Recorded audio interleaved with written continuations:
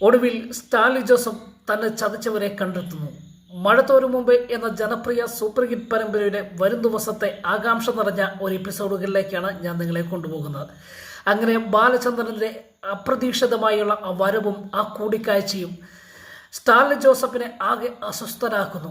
യാതൊരു ടെൻഷനും യാതൊരു മനപ്രയാസവും ഇല്ലാതെ സ്റ്റാലിൻ ജോസഫിൻ്റെ ജീവിതത്തെ മാറ്റിമറിക്കുന്ന ഒരു വാർത്തയുമായിട്ടായിരുന്നല്ലോ ബാലചന്ദ്രൻ്റെ വരവ്. അങ്ങനെ ബാലചന്ദ്രൻ്റെ വരവിന് ശേഷം അസ്വസ്ഥനായ തൻ്റെ ജീവിതം മാറ്റിമറിക്കുന്ന ആ വിഷയത്തെ ഒന്ന് ഷെയർ ചെയ്യണം. തനിക്കൊരു ആശ്വാസമുണ്ടാകണം. ഇതിനെന്തെങ്കിലും ഒരു പ്രതിവിധി ഉണ്ടോ എന്ന് അറിയുവാൻ വേണ്ടി തൻ്റെ അച്ഛനായ അവധിക്കുട്ടിച്ചായനെ വിളിച്ചു വരുത്തുകയാണ്. അങ്ങനെ അവധിക്കുട്ടിച്ചായൻ അവിടെ വന്ന്, എന്താണ്, നിനക്കെന്തോ പ്രശ്നമുണ്ടല്ലോ, അല്ലെങ്കിൽ നീ ഇങ്ങനെ വിളിച്ചു വരുത്താൻ കാരണമില്ലല്ലോ എന്ന് ചോദിക്കുന്നു. അപ്പോൾ സ്റ്റാലിൻ ജോസഫ് പറയാണ്, അച്ഛാ, ചില കാര്യങ്ങളൊക്കെ ഉണ്ട്, അത് സീരിയസ് മാറ്ററാണ്, അത് അച്ഛനോടുമായിട്ടൊന്ന് ഷെയർ ചെയ്യുവാൻ വേണ്ടിയാണ് ഞാൻ വന്നത്. എന്താണ്, നീ പറ, നമുക്കെന്താണ്, എന്ത് കാര്യമാണ് നമുക്ക് പോം വഴിയില്ലാത്തത്?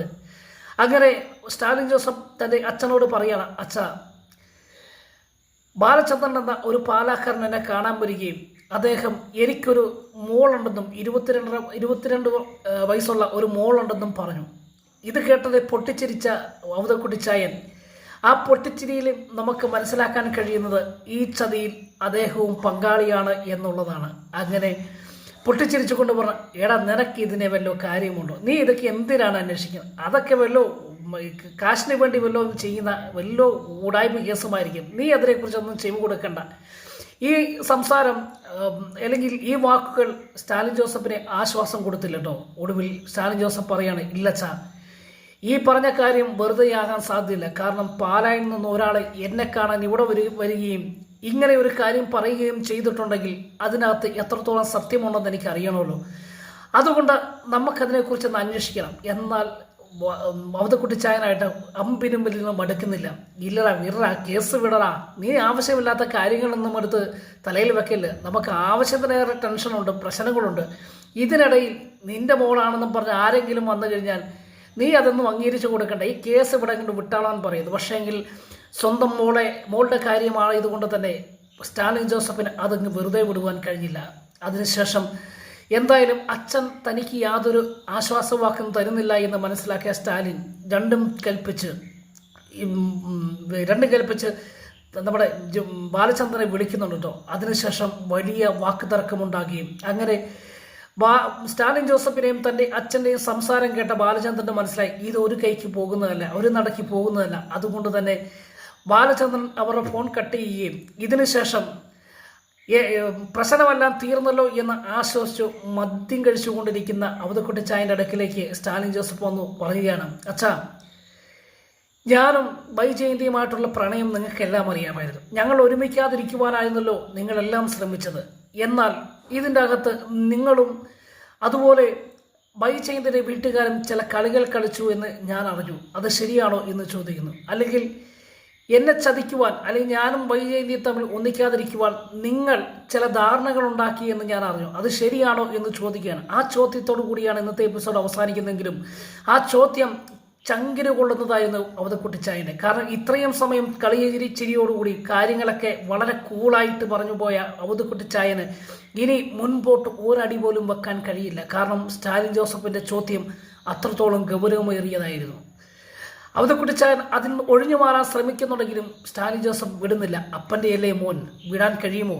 മാത്രമല്ല തനിക്കൊരു മോളുമുണ്ട്, ഒരു കാമുകിയുമുണ്ട് എന്നുള്ള കാര്യം തൻ്റെ അച്ഛനും അറിയാമായിരുന്നു എന്ന് വെളിപ്പെടുത്തുകയും ഒടുവിൽ ആ സ്റ്റാലിൻ ജോസഫിൻ്റെ ചോദ്യത്തിന് ഉത്തരം കൊടുക്കുകയും ചെയ്യുകയാണ്. ശരിയാടാ, അന്ന് അങ്ങനെ ചെയ്യേണ്ടി വന്നു. നിൻ്റെ അമ്മ വയ്യാതായി കിടന്നപ്പോൾ സമയം നോക്കിയാണ്, അല്ലെങ്കിൽ നിൻ്റെ അമ്മയ്ക്ക് വയ്യെന്നറിഞ്ഞ നീ അവിടുന്ന് വരുമെന്നും ആ സമയത്ത് വൈജയന്തി എന്ന നിൻ്റെ കാമുകിയെ അവിടുന്ന് ഒഴിവാക്കണമെന്നും ഞാനും കൂടെ സമ്മതിച്ചുകൊണ്ടാണ് വൈജിയുടെ വീട്ടുകാർ അവിടെ വന്ന് വൈജിയെ കൂട്ടിക്കൊണ്ടുപോവുകയും അല്ലെങ്കിൽ തട്ടിക്കൊണ്ടുപോവുകയും ചെയ്തത് എന്ന് പറയുന്നു. അങ്ങനെ ആ സമയത്ത് നിനക്ക് ഇവിടുന്ന് പോരുവാൻ കഴിയാത്ത വിധത്തിൽ നിന്നെ ഞങ്ങൾ പൂട്ടിയതാണ്. നിന്റെ ഭാവിക്ക് വേണ്ടിയാണ്, അല്ലെങ്കിൽ നിന്റെ ജീവിതത്തിന് വേണ്ടിയാണ് മോനെ അങ്ങനെ ചെയ്തത് എന്ന് പറയും. ഇത് കേട്ട സ്റ്റാലിൻ ജോസഫ് ഞെട്ടുന്നുണ്ട് കേട്ടോ. അപ്പോൾ ഇതിൻ്റെ അകത്ത് യഥാർത്ഥ പ്രതികൾ, അല്ലെങ്കിൽ വൈജയന്തിയുടെ വയറ്റിൽ വളർന്ന തൻ്റെ കുഞ്ഞിനെയും തന്നെ കാണിക്കാതിരിക്കുവാൻ വേണ്ടി ചെയ്ത ഏറ്റവും വലിയ ക്രൂരത, അല്ലെങ്കിൽ തന്നെ ചതിച്ചുകൊണ്ടിരുന്നത് തൻ്റെ അച്ഛനും തൻ്റെ വീട്ടുകാരുമാണ് എന്ന് സ്റ്റാലിൻ ജോസഫ് തിരിച്ചറിയുകയും അതിനുശേഷം അവതക്കുട്ടിച്ചായനുമായി വഴക്കുണ്ടാക്കി അവിടുന്ന് പിരിയുകയും ചെയ്യുന്ന ഒരു ഭാഗമാണ്. ഇനിയുള്ള കാര്യം ഞാൻ നോക്കിക്കോളാം. അച്ഛൻ്റെ കാര്യത്തിൽ ഇടപെടേണ്ട കാര്യമില്ല. കാരണം ഇത് എൻ്റെ പ്രശ്നമാണ്. എൻ്റെ പ്രശ്നം എങ്ങനെ കൈകാര്യം ചെയ്യണമെന്ന് എനിക്കറിയാമെന്ന് പറയുകയും ഇത് കേട്ട അല്ലെങ്കിൽ അല്ലെങ്കിൽ സ്റ്റാലിൻ ജോസഫിൻ്റെ ആ വാക്കുകൾ കേട്ട് ഒന്നും ചെയ്യുവാൻ കഴിയാതെ അവതക്കുട്ടിച്ചായൻ അവിടെ നിന്ന് വളരെ നിസ്സഹായാവസ്ഥനായി നിൽക്കുകയും ചെയ്യുന്നു. രാവിലെ തന്നെ അവതക്കുട്ടിച്ചായൻ അവിടെ നിന്ന് രക്ഷപ്പെടുന്ന ഒരു ഭാഗമാണ്. അതിനുശേഷം സ്റ്റാലിൻ ജോസഫ് രണ്ടും കൽപ്പിച്ച് ബാലചന്ദ്രനെ ഒരിക്കൽ കൂടി വിളിക്കുന്നു. എന്നാൽ ബാലചന്ദ്രന് ഫോൺ അറ്റൻഡ് ചെയ്യുന്നില്ല കേട്ടോ.